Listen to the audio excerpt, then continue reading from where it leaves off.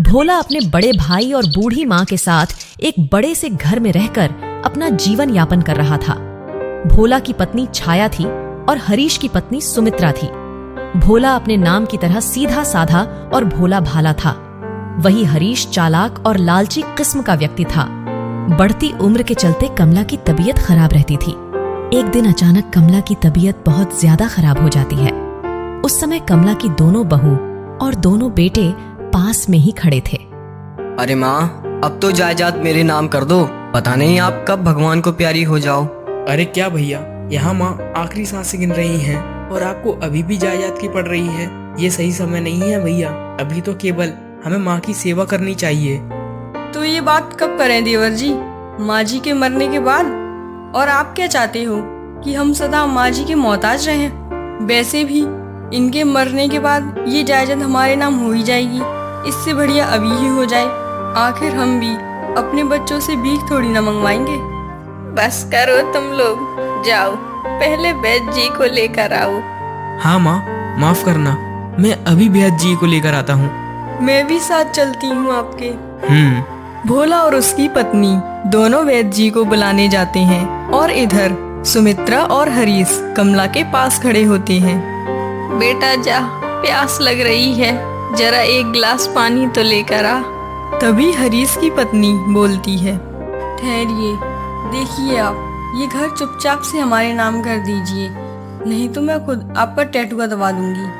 बेटा हरीश, ये तो पराई है, पर तुझे तो मैंने अपने खून से सींचा है, तुझे पाल पोस के इतना बड़ा किया है। जा एक गिलास पानी ले आ, मेरा गला चटक रहा है। पहले रुकिए, जाइए आप घर के पेपर लेकर आइए, मैं भी तो देखूं आखिरकार कैसे साइन नहीं करती है। हरीश जाता है और घर के पेपर ले आता है जो कि उसने पहले से ही अपने नाम करवा रखे थे। सुमित्रा जबरदस्ती कमला का हाथ पकड़ती है और कमला अपना हाथ खींचने लगती है। देखिए माँ जी, सीधी तरह इस पर अंगूठा लगा दीजिए, वरना मैं ये पूरा हाथ ही खींच लूंगी। नहीं नहीं, मत करो, मेरे छोटे बेटे भोला को आ जाने दो। सुमित्रा और हरीश दोनों मिलकर कमला के हाथ का निशान उस पेपर पर ले लेते हैं, जिससे सारी जायदाद हरीश की हो जाती है। थोड़ी देर बाद भोला वैद्य जी को लेकर वहां आता है। तभी कमला की सांसें जोर जोर से चलने लगती हैं। अरे हरीश, चलो यहाँ से, अब तो सारी जायदाद हमारे नाम हो चुकी है, इसे रख कर आते हैं। हरीश और सुमित्रा दोनों माँ जी को छोड़कर अपने कमरे में चले जाते हैं। यह देखकर कमला भोला का हाथ पकड़ लेती है। माँ चिंता मत कीजिए, आप जल्दी ही ठीक हो जाओगी।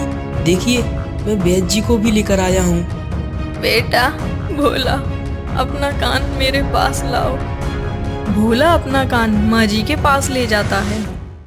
बेटा भोला, मेरी तकिया के नीचे एक पेपर है। तेरे पिताजी ने गांव में एक छोटा सा घर ले रखा है, जिसे मैंने तेरे नाम कर दिया है। तू यह पेपर रख ले और किसी को मत बताना। तू भोला है बेटा।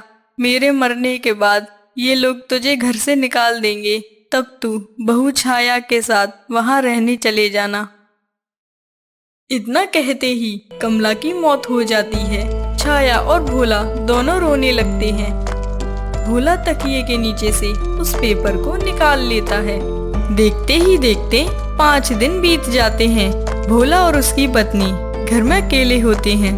सुनो छाया, भैया भाभी आते ही होंगे, जाओ उनके लिए खाना बना दो, वो थक हार कर घर आते ही होंगे। जी बना देती हूँ।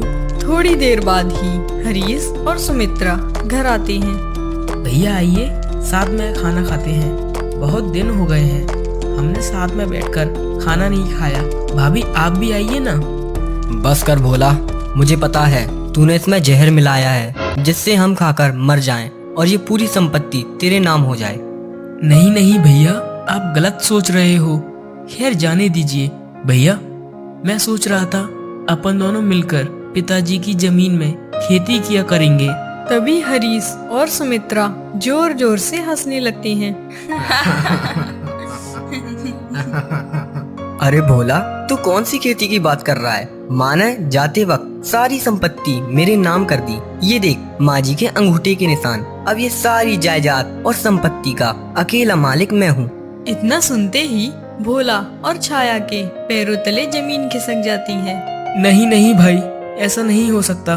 माँ ने सारी जायदाद आपके नाम कर दी और मुझे उसमें से कुछ भी नहीं दिया। मैं नहीं मान सकता भैया, ये माँ नहीं कर सकती। हाँ, माँ ने तुम्हारे नाम एक फूटी कौड़ी भी नहीं की और हमारे नाम ये सारी जायदाद कर दी।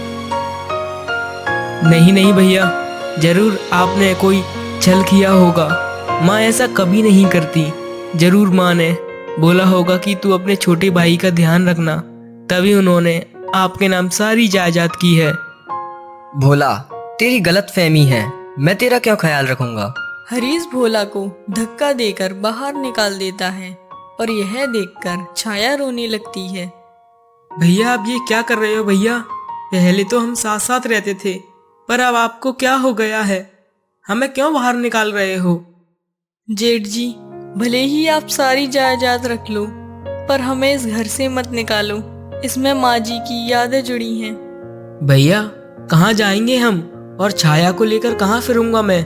मेरे पास तो किराए तक के पैसे नहीं हैं। तुम दोनों चाहे मरो या भीख मांगो, पर मेरे घर से निकल जाओ। इसके बाद भोला और छाया दोनों गांव में घूमने लगते हैं और वह एक सुनसान सी जगह जाकर थक कर बैठ जाते हैं। सुनिए जी, अब हम कहाँ जाएंगे और कहाँ रहेंगे? भैया भाभी ने ये ठीक नहीं किया।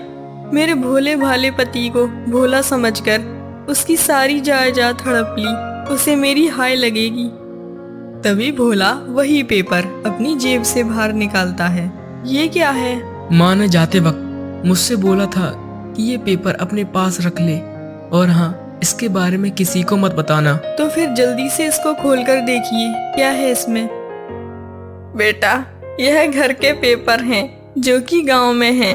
यह मैंने तेरे लिए खरीदा था। मुझे पता था कि हरीश बहुत लालची और चालाक है। वह तुझे कुछ भी नहीं देगा और तू भोला भाला है। मुझे पहले से ही सब पता था। तेरे पिताजी इतने करोड़पति कैसे बने, वह राज तुझे उसी घर में जाकर मिलेगा। जा बेटा। अरे ये तो 2 ही पेज हैं। लगता है तीसरा पेज गलती से घर पर ही छूट गया। क्या लिखा है उसमें?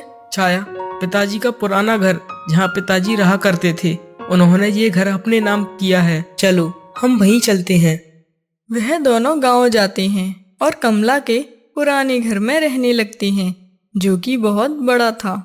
देखो छाया, माँ ने हमें बिन मांगे कितना कुछ दे दिया, पर वो कोई राज की बात कर रही थी। एक दिन वह सफाई कर रहे थे, तभी छाया को एक संदूक मिलता है, जिसे भोला खोल कर देखता है। उसमें एक पेपर रखा होता है। बेटा भोला, यह संदूक कोई आम संदूक नहीं है। ये इच्छापूर्ण संदूक है, जिसमें तुम जितना धन मांगोगे उतना धन तुम्हें मिल जाएगा। पर इस धन का उपयोग केवल अच्छे कामों में ही उपयोग करना, वरना इसकी शक्ति नष्ट हो जाएगी। जिसके बाद भोला बहुत करोड़पति बन जाता है और तीसरे नंबर का पेज सुमित्रा को मिलता है, जिसे पढ़कर वह दोनों बहुत पछताते हैं।